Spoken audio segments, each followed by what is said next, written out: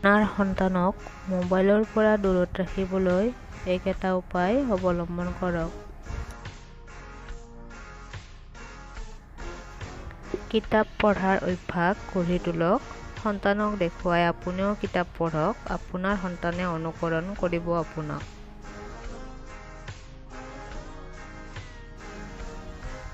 প্ৰকৃতিৰ সৈতে সম্পৰ্ক ৰাখক।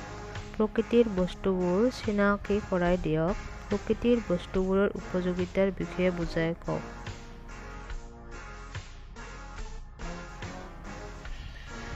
বাহিৰৰ খেল খেলক। মোবাইলৰ খেলবিলাক পৰিহাৰ কৰি শাৰীৰিক খেলবোৰ খেলিবলৈ উৎসাহী কৰি তোলক।